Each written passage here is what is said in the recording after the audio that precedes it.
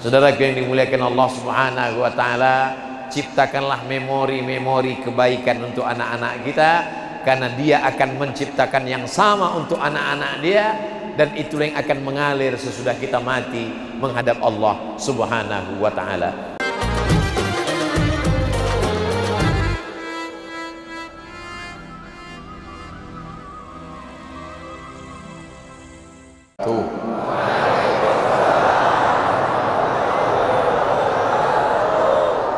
Apa kabar jamaah semua, sehat? Alhamdulillahi Rabbil Alamin. Dari mulai hembusan napas, detak jantung, berapa tetes darah yang dicuci buah pinggang, sampai langkah kaki, hayutan tangan, kedipan mata, bisikan telinga, tidak ada satupun yang bisa menghitung. Dan kita memang tidak disuruh menghitung, kita hanya disuruh mensyukurinya. Dan kalau sudah bersyukur, diberikan balasan tak terhingga, maka cara satu-satunya mensyukuri nikmat Allah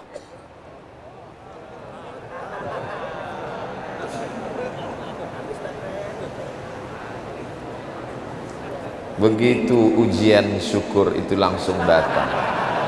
Karena yang saya sebutkan itu, hembusan napas, detak jantung, tetesan darah, buah pinggang, ayunan tangan, langkah kaki, lupa menyebut mikrofon. Begitu kalau ustadz salah, dia hukumannya langsung cash and carry, kontan. Apapun yang terjadi kita ucapkan Alhamdulillahi Rabbil Alamin. Datang yang enak, hidup tenang, kenyang, senang, jabatan, harta, popularitas, tetap kita ucapkan Alhamdulillah. Kehilangan, sakit, kematian, bangkrut, rugi, kita ucapkan innalillah. Segala puji bagi Allah.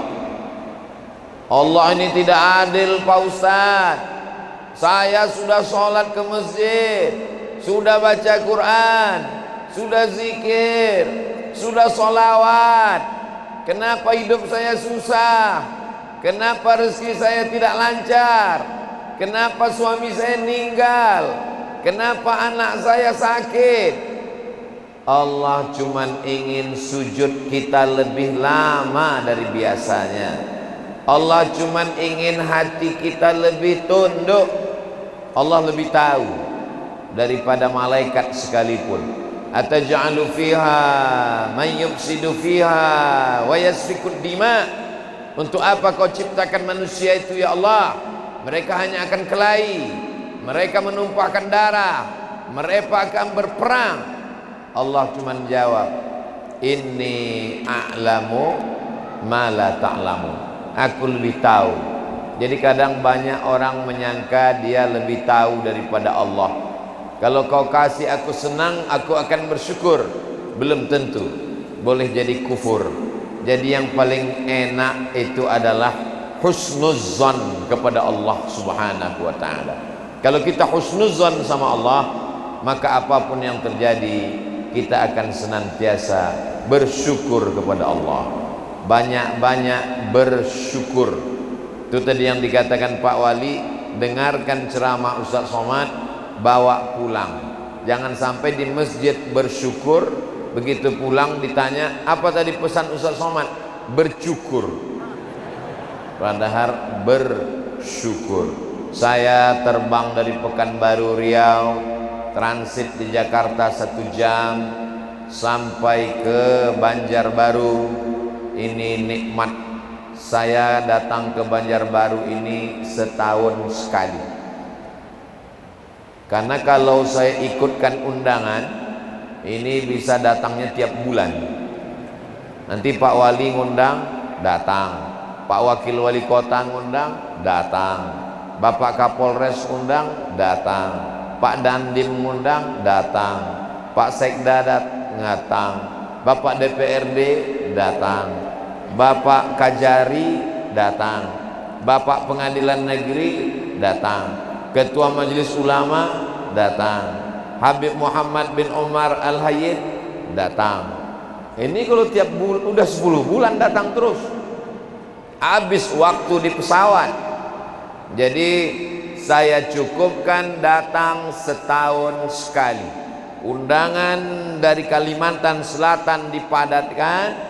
Hari ini Banjarbaru, nanti malam lupa Banjarbaru, Banjarmasin atau Banjar, yang penting ada Banjarnya. Besok Banjarmasin ya Pak.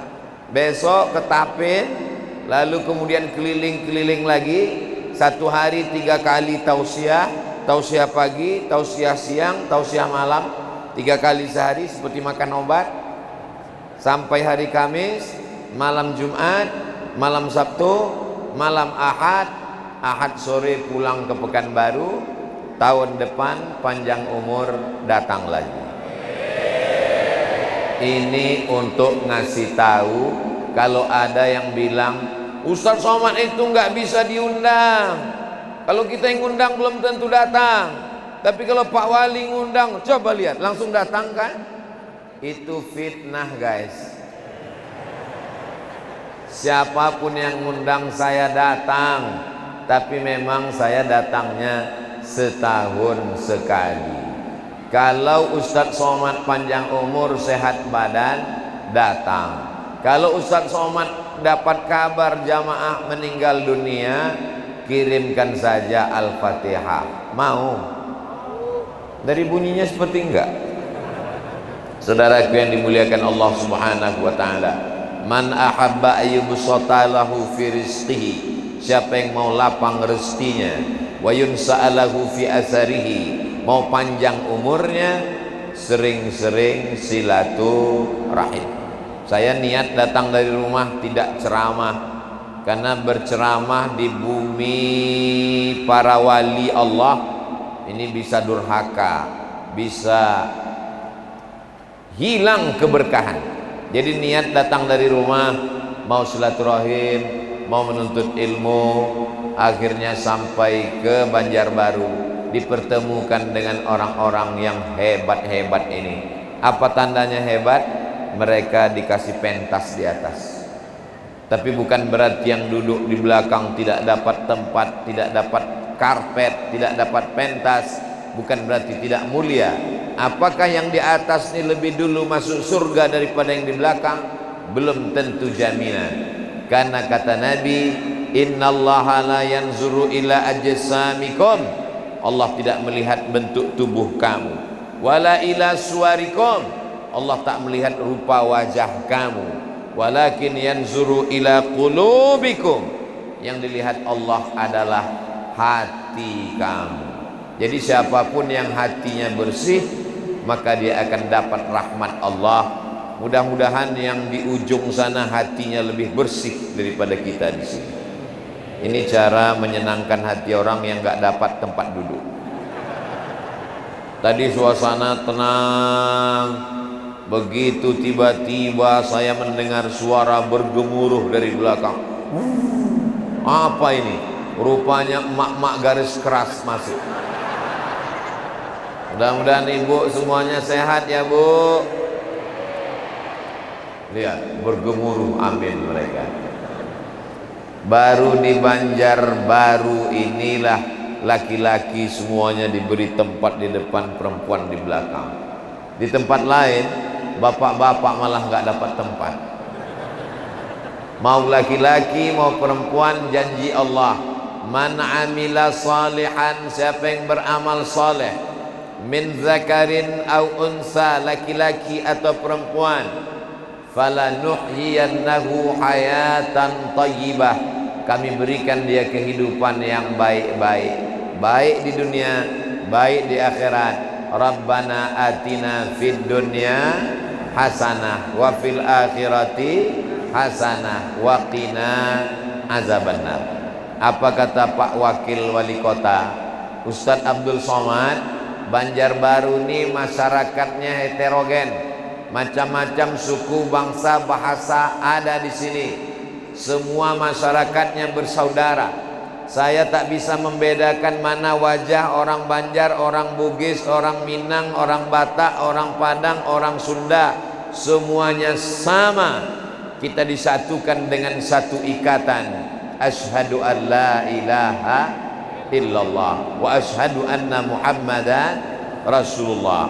Ada yang kepalanya ditutup topi putih, ada yang ditutup peci hitam, ada yang berbunga-bunga, ada yang nggak pakai penutup sama sekali.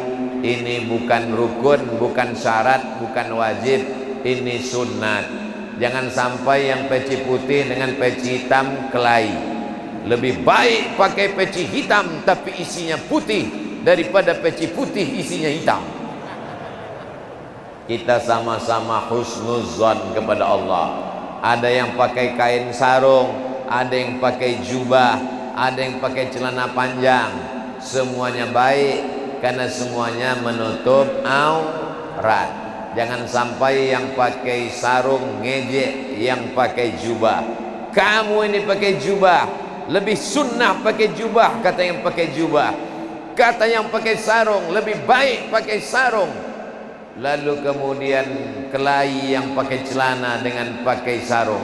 Yang ketawa orang yang tidak menutup aurat. Yang penting substansi maknanya sama. Inilah Islam mengajarkan kita berlapang dada, menerima perbedaan. Maka ketika kita sudah masuk ke dalam masjid, kita tempelkan kening kita ke lantai. Wa annal masajida lillah. Masjid ini milik Allah Subhanahu wa ta'ala. Tapi ada pengurus masjidnya, ada ketua sekretaris bendahara Dewan Kemakmuran DKM-nya, ada yang mensupport dananya, ada yang membangunnya, ada ketua, ada imam, ada bilal, ada khatib. Kita tetap menghormati sesama manusia. Baik hubungan kita kepada Allah, hablum minallah, baik pula hubungan kita kepada manusia. Inilah yang menyebabkan turunnya rahmat Allah Subhanahu wa ta'ala. Jadi poin yang pertama yang ingin saya sampaikan adalah jaga silaturahim.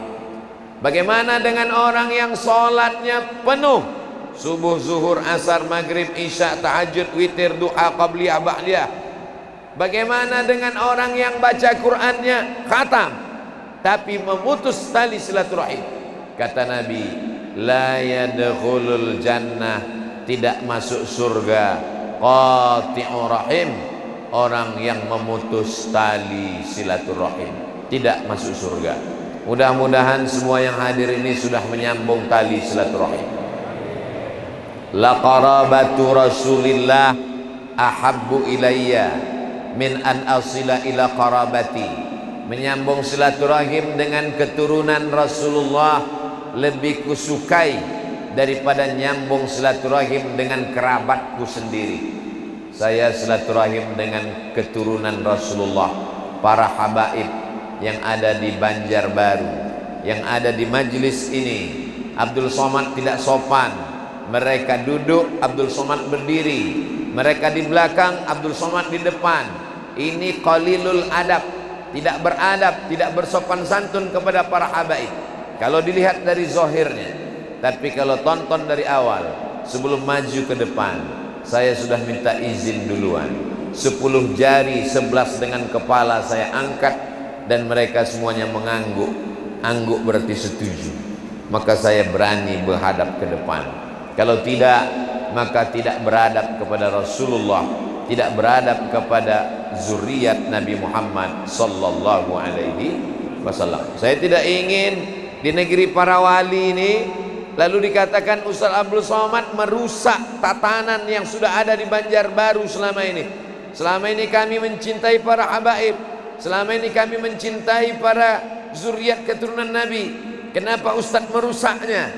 Jadi kedatangan saya ingin lebih memperkuat cinta kita. Mudah-mudahan cinta kita kepada para habaib membuat kita nanti bersama dengan kakek mereka Sayyidina wa Maulana Muhammad sallallahu alaihi wasallam. Bagaimana cara menyambung tali silaturahim? Sering-sering ketemu. Subuh jumpa, zuhur jumpa, asar jumpa, maghrib jumpa, isya jumpa, tahajud jumpa, duha jumpa. Sering ke masjid. Loh, kok kita ketemu sampai 7 kali? Subuh, zuhur, asar, maghrib, isya, tahajud, duha. Kata kawan ini, saya memang tinggalnya dekat di sini. Terus memang nggak pulang ke rumah karena saya dagang depan masjid. Berjumpa di mana? Di dalam masjid. Ustaz Somad ketemu dengan Pak Wali, dengan bapak-bapak forum komunikasi pimpinan daerah di mana? Di masjid. Enak kalau ditanya sama anak-anak kita. Ini banyak anak-anak kecil, tentu mereka akan bertanya nanti ke bapaknya, ayah, ya, itu teman ayah? Ya, sudah lama ayah teman dengan dia? Sudah lama. Kenalnya di mana? Di masjid, waktu Ustaz Somad datang ceramah. Enak kita jawab. Tapi betapa banyak orang tua tidak bisa menjawab dengan baik. Itu kawan ayah? Betul. Ayah sudah lama kenal dengan dia? Oh, sejak belum ketemu ibu kamu, kami udah teman. Teman di mana? Kami sama-sama mabuk dulu. Nauzubillah. Tapi siapa yang tidak pernah punya masa lalu? Masa lalu yang hitam, legam, dosa, maksiat, khamar, narkoba, zina. Illa man taba, orang yang bertaubat, wa amana, beriman dengan baik, wa amila amalan salihah, lalu dia beramal soleh. Ulaika, mereka itu, yubaddilullahu sayyiatihim hasanat, diganti Allah semua dosa-dosanya yang lalu dengan yang baik-baik. Mudah-mudahan kita termasuk orang yang diampunkan dosa-dosanya, insyaallah. Amin ya rabbal. Allahumma salli ala sayyidina Muhammad wa ashghili zalimin bizalimin wa akhrijna min bainihim salimin wa ala alihi wa sahbihi ajma'in.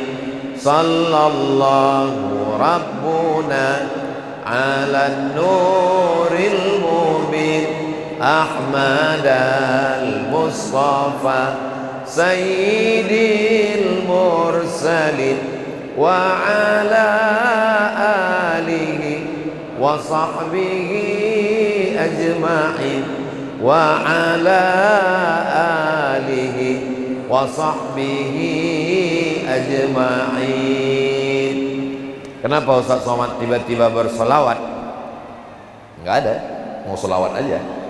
Solawat itu enggak ada sebabnya, karena kita rindu terus dengan Nabi. Kalau rindu dengan Nabi, kita bersolawat. Mudah-mudahan dengan banyak solawat Allah turunkan ketenangan ke hati kita. Jadi nanti kalau ada di antara kawan, jamaah, sahabat di samping ada yang nunduk tertidur, itu tanda hatinya tenang. Karena kalau orang hati tidak tenang, mustahil bisa tidur. Jadi nggak usah dibangunkan Pak Ustadz, nggak usah. Tapi dia datang kan mau dengar ceramah Ustadz. Dia datang mau dengar ceramah, tujuan dari dengar ceramah supaya hati jadi tenang. Dia udah sampai ke tujuan sebelum dengar ceramah. Berapa banyak orang di Eropa kaya, Amerika megah, Jepang teknologi maju, tapi tidak bisa tidur. Mereka pergi ke dokter, psikiater, psikolog, dikasih obat tidur, kena penyakit insomnia karena tidak bisa tidur. Saya, Ustaz Somad sudah istirahat tadi, dari Pekanbaru ke Jakarta naik pesawat tidur. Dari Jakarta ke Banjarbaru naik pesawat tertidur. Begitu terbangun buka jendela saya lihat awan. Aku sudah jadi bangsawan, bangsa yang hidup di awan. Jadi di antara kenikmatan yang diberikan Allah pada saya, tidak perlu kasur untuk tidur. asal terduduk tertidur. Nasib baik tadi di bis dengan Pak Wali tidak tertidur. Saudaraku yang dimuliakan Allah Subhanahu wa taala, ini pun nikmat besar juga. Jadi kalau mau nikmat itu turun, silaturahim, boleh jadi kita sehat itu bukan karena usaha kita, tapi karena doa saudara-saudara kita. Saya yakin dan percaya itu, karena dokter sendiri kasih tahu ke saya, seandainya Ustadz Somad ini made in Japan, sudah lama rusak Pak Ustadz. Seandainya Ustadz Somad ini buatan Jepang, sudah lama error Pak Ustadz, keliling terbang sana kemari. Kenapa sampai tanggal 1 September 2022 Ustadz masih bisa datang ke Banjarbaru? Karena orang-orang PLN berdoa tiap hari, sehatkan Ustadz Somad supaya dia bisa datang acara tablik akbar PLN bersama Bapak Wali Kota. Akhirnya sampailah saya pada hari ini. Orang-orang PLN ini orang yang nanti di alam barzah, di alam kubur, yang kuburnya terang benderang, ini orang PLN. Tapi kalau sering pemadaman bergilir, kubur dia lah yang paling gelap. Itu kan memang tugas dia Pak Ustadz. Mereka kan memang sudah ditugaskan oleh negara untuk bekerja mengelola listrik, perusahaan listrik negara dapat gaji. Kalau dia kerjanya ikhlas, langkah kaki dari rumah, bismillah tawakkaltu 'alallah, la haula wala quwata illa billah, dua-duanya dapat. Di dunia dapat gaji dari negara, di akhirat dapat pahala karena memudahkan urusan orang, menerangkan yang gelap, mencerahkan yang kelam.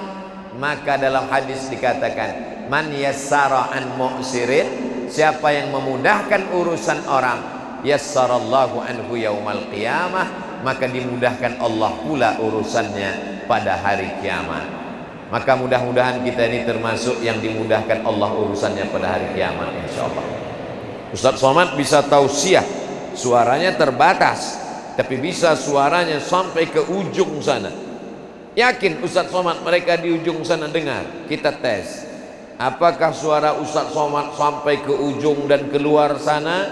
Kalau memang sampai, angkat tangan sebelah kanan. Sampai. Seandainya saya bilang angkat tangan sebelah kanan, mereka diam semua. Itu menunjukkan mereka di belakang sana kebingungan apa yang dikatakan Ustadz Abdul Somad.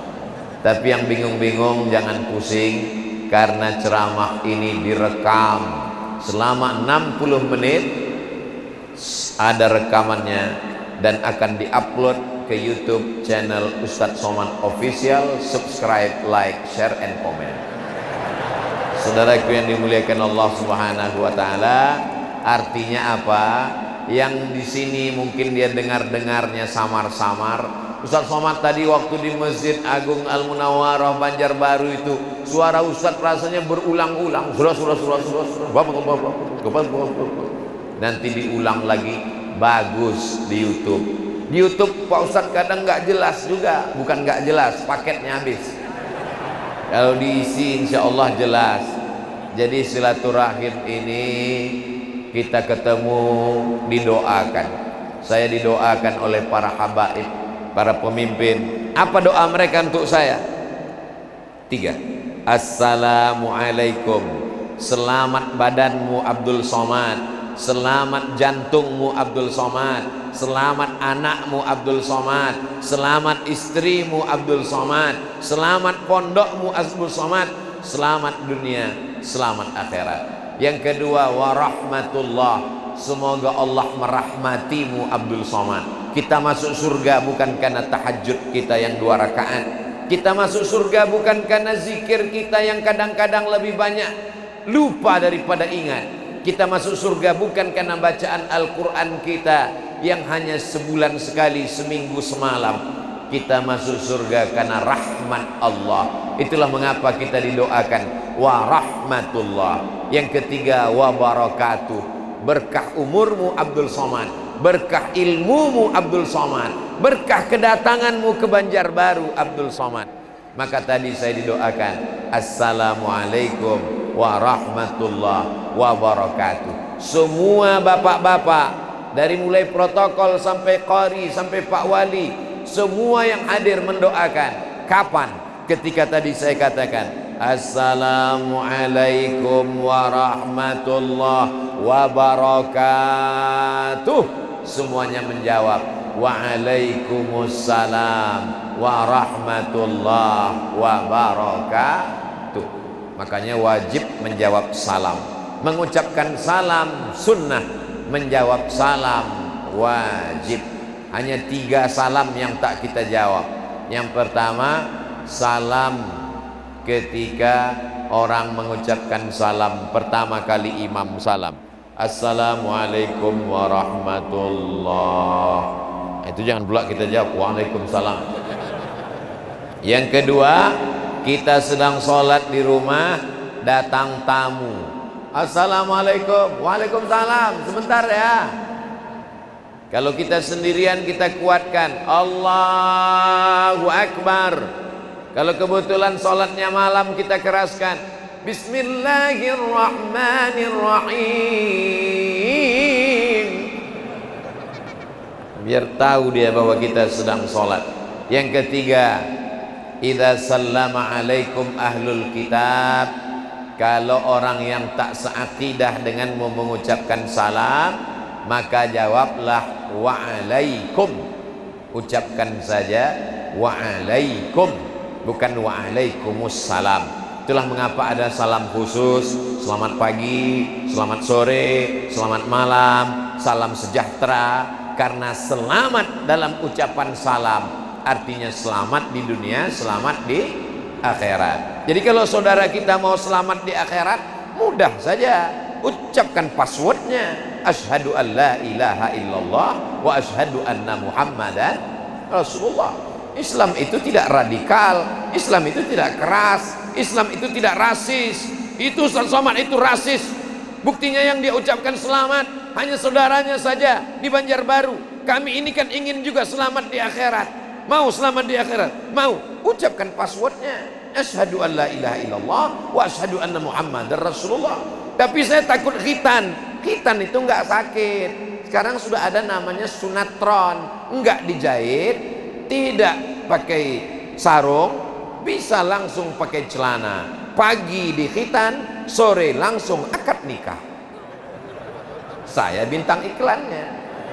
Makanya anak saya begitu lahir, hari ke-8 akikah, karena tidak bisa hari ke-7, hari ke-8 langsung akikah, langsung di khitan, dan ternyata lebih sehat.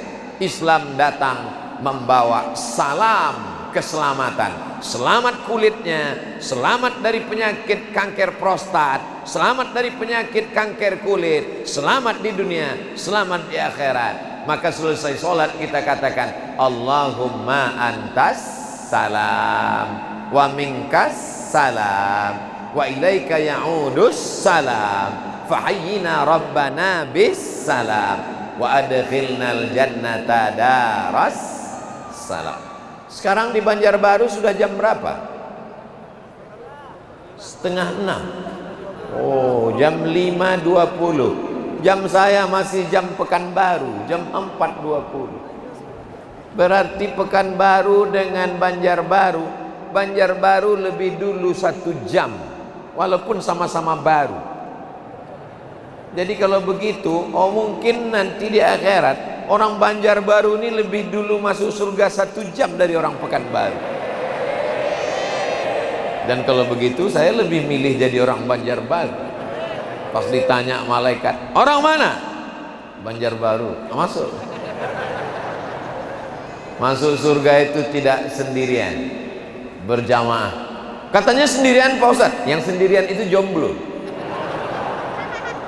Wasiqal ladzina taqaw rabbahum ilal jannati zumara.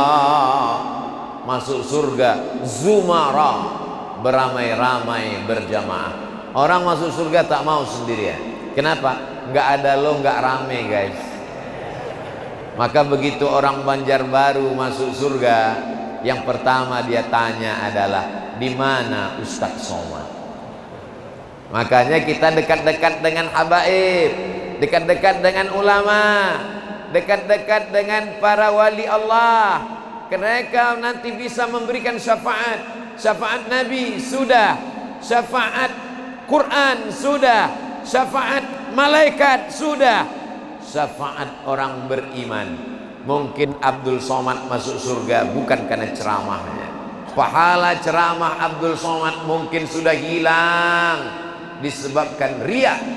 Ceramah Abdul Somad mungkin sudah hilang karena pujian-pujian dari viewer, subscriber dan follower.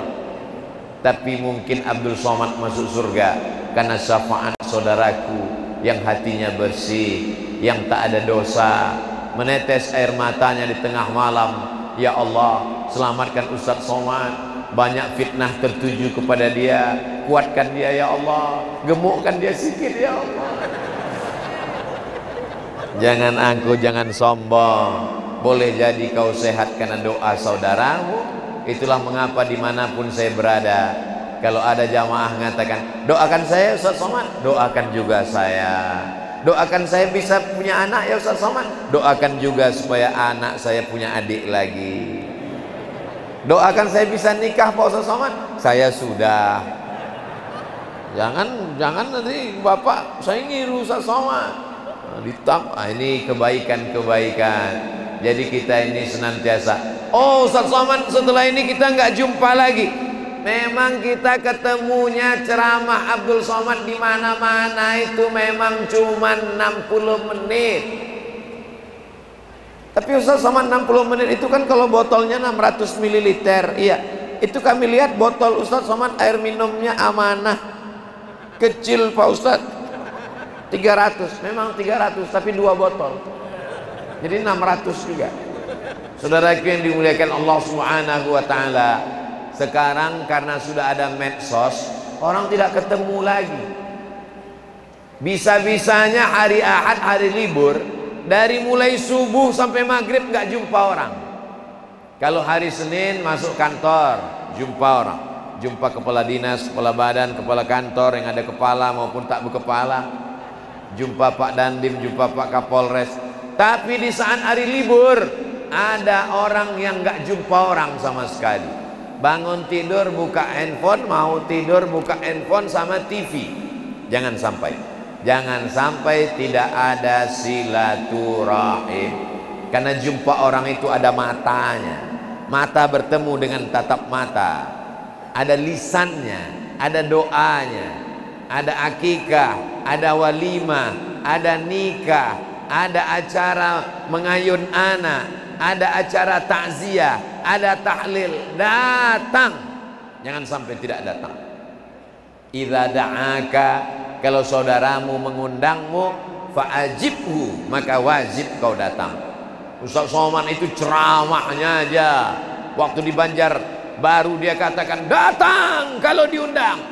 Di Pekanbaru kami undang, dia nggak datang. Saya datang. Kok nggak ketemu di dalam? Saya nggak masuk. Kenapa Ustaz nggak masuk? Gimana mau masuk sampai di dalam penyanyi dangdutnya roknya pendek? Saya takut salah suap, ini rendang masuk ke hidung. Menghadiri walimah sunnah, melihat perbuatan maksiat, kok makruh? Haram. Menghadiri walimah sunnah, diundang wajib. Melihat maksiat haram. Kalau bertabrakan antara yang wajib dengan yang haram, darul mafasid muqaddam ala jalbil masalih. Menolak mudarat lebih diutamakan, menolak yang haram lebih didahulukan daripada melaksanakan yang wajib. La tulqu bi aidikum ila tahlukah, jangan jerumuskan dirimu ke dalam kebinasaan. Tapi saya dengar-dengar di Banjarbaru, orang walimah, orang nikah, orang akikah, orang acara walimah besar, tidak ada pakai perbuatan maksiat. Semuanya pakai hadrah, semuanya pakai nasyid, semuanya pakai sholawat. Betul itu? Sebagian masih ada juga yang belum, Pak Ustaz. Saudaraku yang dimuliakan Allah Subhanahu wa taala, Jangan sampai tidak ketemu orang. Saya merasakan sendiri, kadang sudah lemah, letih, lesu, loyo, letoy, lunglai, sudah tidak ada semangat. Sampai panitia pun nanya, Ustadz masih sanggup tausiah? Insya Allah. Begitu ketemu dengan jamaah, oh Abdul Somad, kalau kau lemah, kalau kau letih, mereka lebih lemah, lebih letih lagi.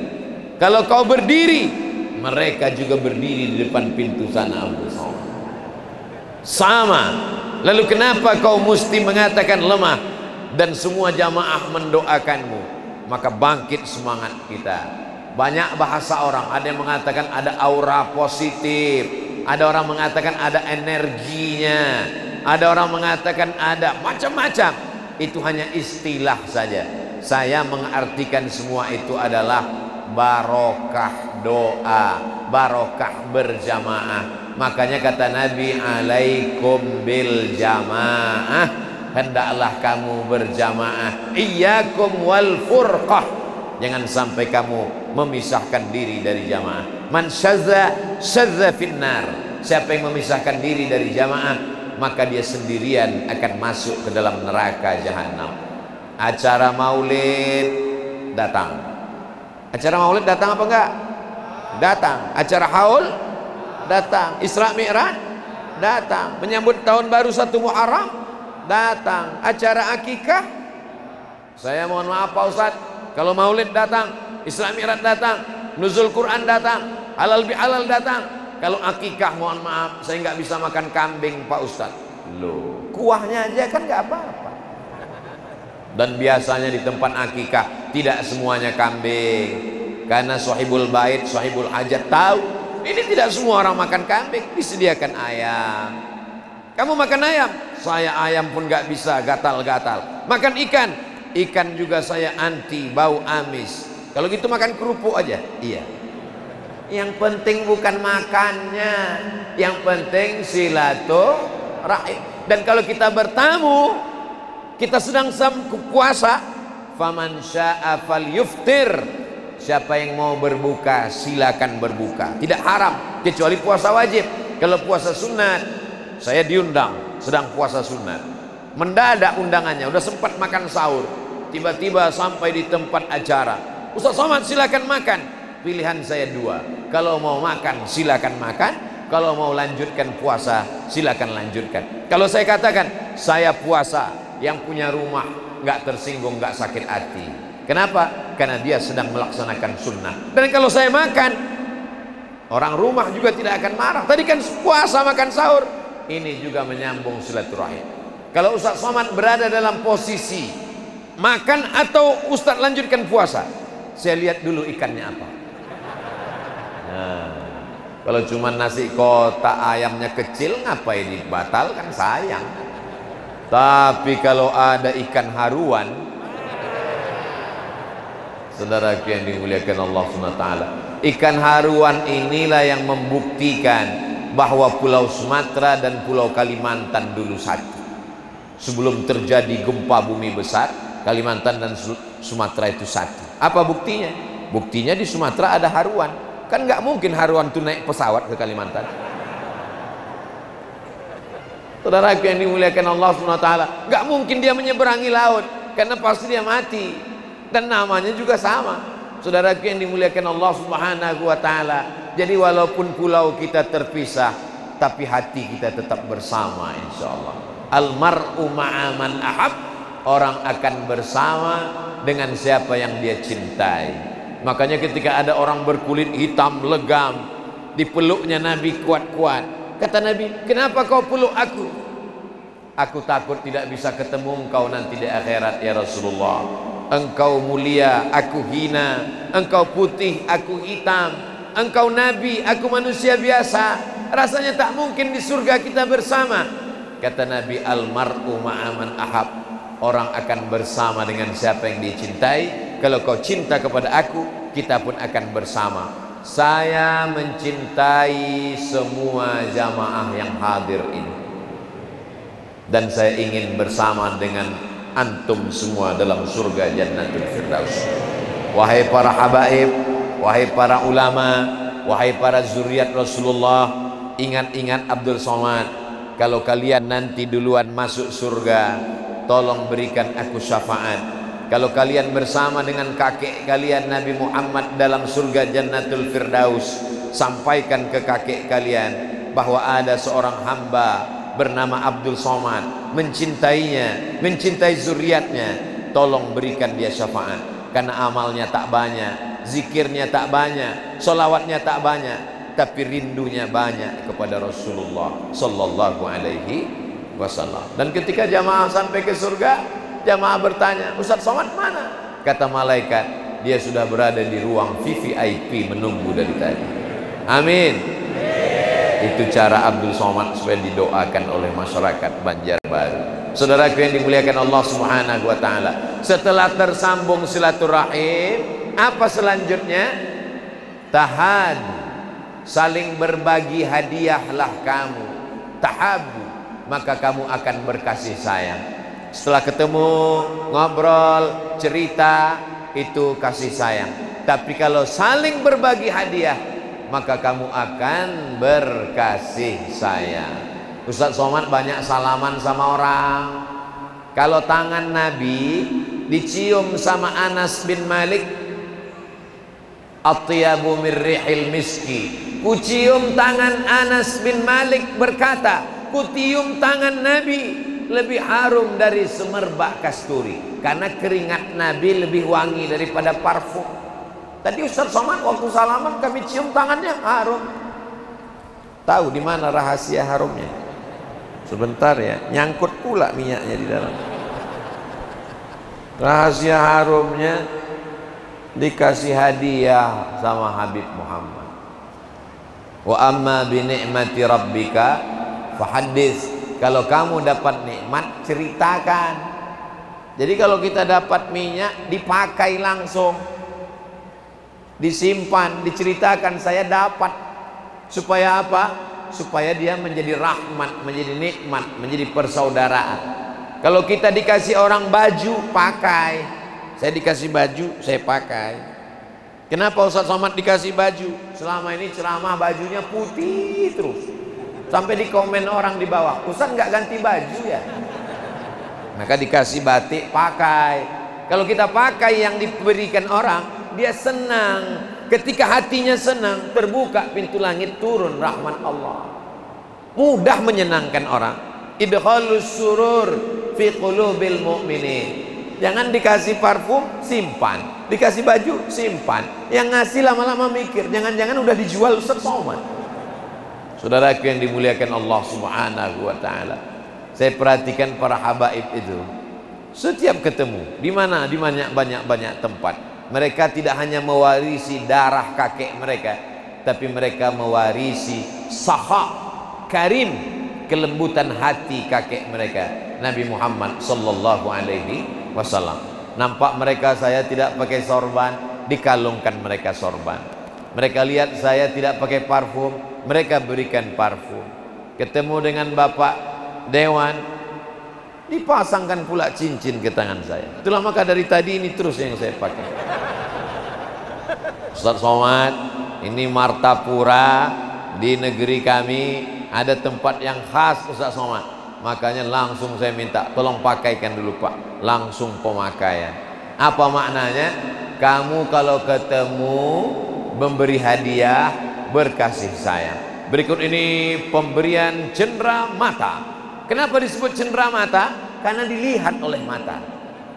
Ditempelkan di dinding, dilihat mata. Dipakai, dilihat mata. Dipakai, dilihat mata. Menunjukkan hadiah orang tidak masuk bagian daripada ria. Kenapa? Menunjukkan bahwa dia sudah menjalin persaudaraan. Berikut ini pemberian cendera mata. Kalau di Malaysia namanya tidak cendera mata, cendera hati. Karena dari mata turun ke hati. Terserah, mau mata, mau hati, yang penting ada barangnya. Berikut ini pemberian cendera mata dari Bapak Wali Kota Banjarbaru kepada Ustadz Abdul Somad. Saya lihat gambarnya, gambar Syekhul Masyaikh Syekh Muhammad Arsyad Al-Banjari.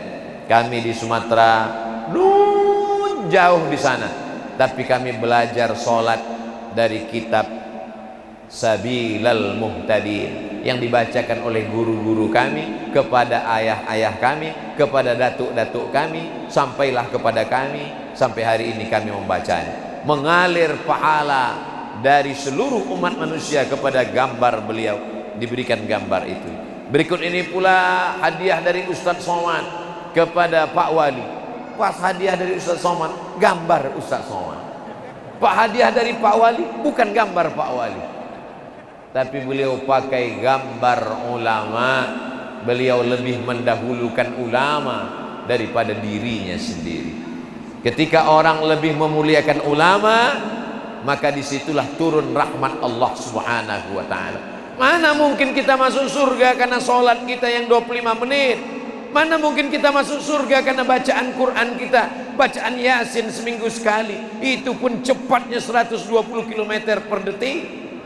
Kita masuk surga karena rahmat Allah. Rahmatnya turun melalui silaturahim, bertemu, bertatap muka, saling berbagi hadiah, tanya apa program-program dia ke depan.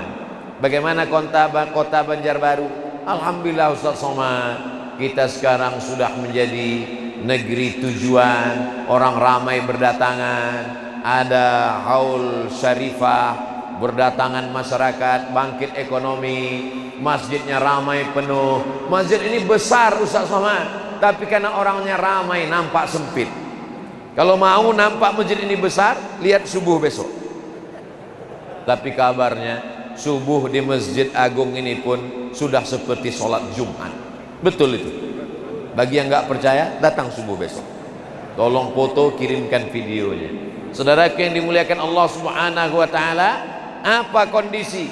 Saya ke Banjarbaru, ada wakaf tanah, tapi tidak dipakai untuk nama Abdul Somad. Mengambil barokah Universitas Al-Azhar tempat kami belajar dulu, maka dipakailah nama pesantren. Peletakan batu pertama oleh Ustadz Abdul Somad. Saya sudah berkali-kali mengatakan, jangan Abdul Somad yang meletakkan batu pertama, nanti batunya nggak nambah-nambah. Rupanya Banjarbaru berbeda. Berdirilah bangunan, tapi masih perlu yang lain-lain. Maka ada namanya pesantren Nurul Azhar. Ustaz Abdul Somad sebagai pembinanya di sana. Jadi setiap kali datang Ustaz Abdul Somad ke Kalimantan Selatan, mendarat, pasti akan datang ke pesantren Nurul Azhar. Di luar sudah ada kotak-kotak yang disebarkan, zakat, wakaf, infak, sedekah, bukan milik pribadi Abdul Somad. Kalau Ustaz Abdul Somad meninggal dunia, bukan berarti diwariskan ke anak Ustaz Abdul Somad. Dia akan kembali kepada masyarakat Banjarbaru di Bukit Kupang. Betul ada nama daerah? Hah? Gunung Kupang. Bukit terlalu kecil, lebih besar. Gunung Kupang, Banjarbaru, ada pesantren, pembinanya Ustaz Abdul Somad, namanya Nurul Azhar. Maka perlu support masyarakat. Tidak ada keuntungan pribadi Abdul Somad. Ini jangan-jangan duit orang Banjarbaru dibawa Ustaz Abdul Somad ke Pekanbaru. Bukan. Abdul Somad tidak begitu model dakwahnya. Dikumpulkan duit berkarung-karung lalu dibawa ke Pekanbaru. Bukan. Itu tetap kembali ke Banjarbaru supaya yang belajar anak-anak Banjarbaru, supaya kalau saya datang ke Banjarbaru, saya tidak menginap di hotel, saya mau nginapnya di pondok. Memang di beberapa daerah kalau saya datang pertama kali memang di hotel. Ustaz lebih milih mana? Hotel atau pondok? Saya milih pondok. Kenapa Ustaz nggak mau di hotel? Karena kalau di hotel sudah pakai peci, sudah pakai sorban, sudah pakai koko, pakai batik, masuk di lift ketemu dengan orang yang pakai baju resletingnya belum dipasang, baju belum selesai di tukang jahit sudah diambil. Maka saya selalu di tempat daerah saya tanya, ada yang wakaf tanah? Ada. Ada yang mau bangun kelas? Ada. Ada yang mau bangun asrama? Ada. Nanti saya datang, saya nginap di sana. Maka kalau saya ke Jambi, saya nginapnya di tanah wakaf. Ada berdiri pesantren Darul Ihsan. Saya pembinanya juga di sana dan saya nginap. Ustaz Somad itu ngomongnya aja nginap di pondok. Kami tahu kok. Dia di Banjarbaru, dia nggak nginap di pondok, dia di hotel. Beda Banjarbaru. Kenapa? Karena Banjarbaru punya hotel syariah. Hotel syariah, aturannya syariah, modern, mewah, cantik, bagus, tapi berlaku hukum syariat Islam. Ini perbedaan sama daerah-daerah lain. Makanya siapa saja yang investasi kemari, dia yakin, terpercaya, istrinya tidak akan ragu. Assalamualaikum, waalaikumsalam. Abang sudah sampai? Sudah di mana? Di hotel syariah. Walaupun selesai nelpon, dia pergi ke konvensional. Saudaraku yang dimuliakan Allah Subhanahu wa taala, ini kita jaga bersama. Syarat silaturahim yang pertama, bertemu, bertatap muka, saling mendoakan keselamatan, rahmat, berkah. Yang kedua, saling memberi hadiah. Tapi saya nggak kaya Pak Ustaz, saya nggak mampu Pak Ustaz. Man ahsana ilaikum, siapa yang sudah memberi hadiah pada kamu, balaslah. Fa ilam tajidu, kalau nggak sanggup membalasnya, fad'u lahu, doakan dia. Doakan supaya istiqomah iman dan Islam. Saya tidak minta doa yang banyak dari Bapak Ibu. Saya cuma minta satu doa saja. Tidak banyak doa yang diinginkan Ustaz Somad. Satu doa saja. Doakan Abdul Somad mati husnul khatimah. Tidak ada gunanya hidup ini kalau kita tidak istiqomah. Dan syarat istiqomah mesti berjamaah. Kalau sudah berjamaah, insya Allah istiqomah. Kalau sudah istiqomah, pasti husnul khatimah. Alladzina qalu rabbuna Allah, orang yang berkata Rabbku Allah, tsumma istaqamu, istiqamah, tatanazzalu alaihimul malaikah, maka akan turun malaikat mendoakan dia supaya dia senantiasa istiqamah, ditolong Allah hatinya, tidak berbolak-balik. Ya muqallibal qulub, engkau yang membolak-balikkan hati, sabbit qulubana, kokohkan hati kami, ala dinik, dalam agamamu, wa ala ta'atik, dalam ketaatan kepadamu. Bisa bantu, silakan bantu, sehingga nanti Ustaz Abdul Somad datang bersama para santri di Gunung Kupang, betul, di pesantren Nurul Azhar, sehingga anak-anak, saya tidak mau datang ceramah pulang, datang ceramah pulang, datang ceramah pulang. Ketika ditanya, apa pengaruh ceramah Ustaz Abdul Somad terhadap masyarakat? Alhamdulillah ramai. Setelah itu sampah berserakan, sendal hilang, helm hilang. Saya tidak mau begitu. Saya mau meninggalkan sesuatu. Makanya kalau saya ceramah ke satu daerah pertama kali, saya ajak berwakaf. Alhamdulillah, orang pun bertanya, Ustaz Abdul Somad, saya wakafkan tanah di sana. Tanah siapa? Nggak tahu. Nggak bisa. Wakaf tanah, wakaf semen, batu bata, kerikil. Saya tidak ada keuntungan materi sama sekali. Semua kembali kepada masyarakat supaya anak-anak bisa sekolah, TK Quran. Lalu kemudian simple saja, daftarkan anak Anda ke TK, tamat TK, hafal juz amma. Betapa senangnya hati kita melihat anak kita bisa hafal juz amma. Di depan kita dia baca, amma yatasaalun 'anil naba'il 'azim alladzi hum fihi mukhtalifun. Bagi yang belum punya anak memang susah membayangkannya, makanya segera nikah, Beb. Tapi bagi yang sudah punya anak, melihat anaknya baca Quran, menghafalkan Quran, itu menetes air mata kita. Terbayang dulu waktu saat istri hamil, terbayang waktu dia belajar merangka. Sekarang dia sudah bisa baca Quran, bahkan hafal juz amma, belum masuk SD. Saya begitu saya lihat anak saya baca amma yatasaalun, saking kan saya ingin membalas guru ini, saya cari sekolahnya, saya mau cium tangan gurunya. Begitu ketemu nggak jadi saya cium, gurunya perempuan. Ibu, terima kasih Bu sudah mendidik anak saya. Saya belum tentu bisa membuat anak saya hafal. Saya terus terang kalau ceramah tablik akbar ratusan ribu di stadion saya siap Bu. Tapi kalau ceramah di depan anak TK, angkat tangan, belum sanggup sampai sekarang. Kegagalan saya ceramah di depan anak TK, nggak ada yang peduli. Saudara yang dimuliakan Allah Subhanahu wa taala. Jadi jangan sangka Bapak tentara jenderal bintang 4, polisi hebat, panglima bisa menundukkan anak-anak, belum tentu. Tapi ada tanah wakaf, ada kelas, ada asrama, lalu anak kita belajar di sana, pengentasan buta huruf Al-Quran.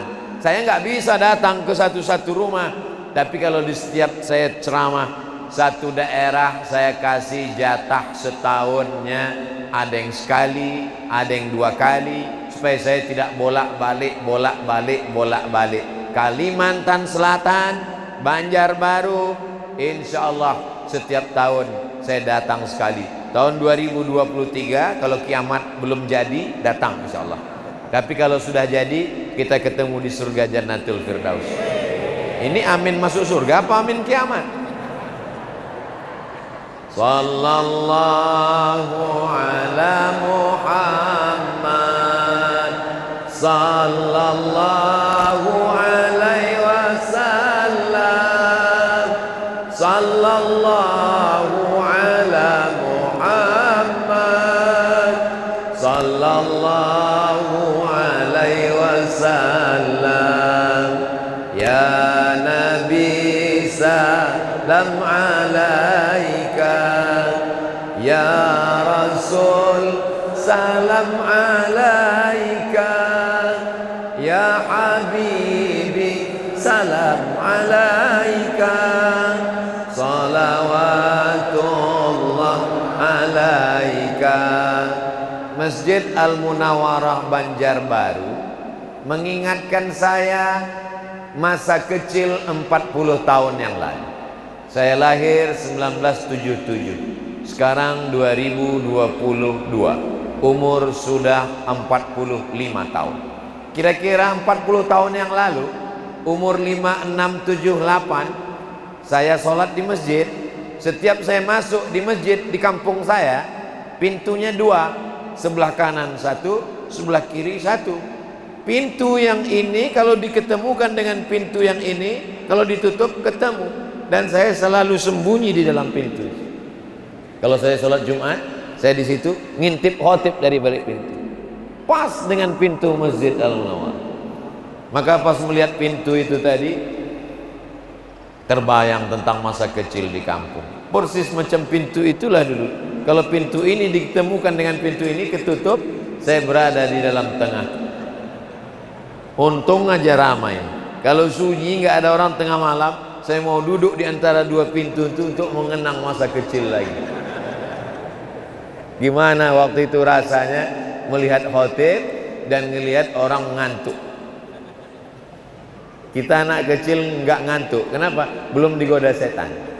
Kata setan, yang kecil nggak usah digoda, yang tua-tua aja kita goda. Ada kenangan masa kecil. Saya yakin dan Bapak Ibu semua punya kenangan masa kecil. Ketika jalan di tepi sungai, meleleh air mata. Kenapa Bapak nangis? Dulu kami kalau jam 6 sore Pak Ustadz, di tepi sungai inilah kami lari-lari bawa obor sambil nenteng Iqra mau ngaji ke masjid. Ada kenangan masa kecil. Bawa anak ke masjid, dia punya kenangan masa kecil. Nanti kalau dia jadi dandim, dia jadi kapolres, dia jadi kepala dinas, dia jadi sekda, dia jadi wali kota, dia jadi wakil wali kota, dia jadi ketua DPRD. dia jadi kajari, dia jadi apapun, dia akan ke masjid mengulang memori masa kecil. Tapi kalau dari kecil kita tidak biasakan dia ke masjid, dia tidak mengenang karena tidak ada memorinya. Memorinya apa? Memorinya gadget, Naruto, Spiderman, Wonder Woman, K-pop, drakor, dan lain sebagainya. Buatlah memori anak kita diciumkan tangannya dengan para habaib. Cium tangannya nak. Buatlah memori anak kita hadir maulid. Buatlah memori kita bawa anak ke haul guru sekumpul. Buat memori anak kita adil maulid Simtud Durar, Diaul Lami, Al-Burdah dan Al-Barzanji dibai. Supaya apa? Supaya nanti mungkin dia agak lupa sedikit ketika sekolah, lupa sedikit ketika kuliah, tapi nanti setelah jadi orang memorinya berputar kembali dan dia merindukan itu. Saya rindu maulid, saya rindu Barzanji, saya rindu haul, saya rindu masjid, saya rindu habaib, saya rindu ulama. Nanti dia akan berseragam apapun, tapi dia tetaplah seorang hamba Allah. Hari ini kita sedang menciptakan memori itu. Makanya anak-anak kecil dibawa supaya apa? Supaya mereka punya kenangan yang luar biasa. Hari ini mungkin mereka tidak ingat. Kalau ditanya anak-anak ini nanti pulang, apa isi ceramah Ustadz Somad tadi nak? Gak ingat pak. Gak apa-apa pak, jangankan anak bapak, saya yang ceramah aja gak ingat, apalagi anak bapak. Tapi insya Allah memori dalam kepala itu ada. Ini juga bagian dari ukhuwah.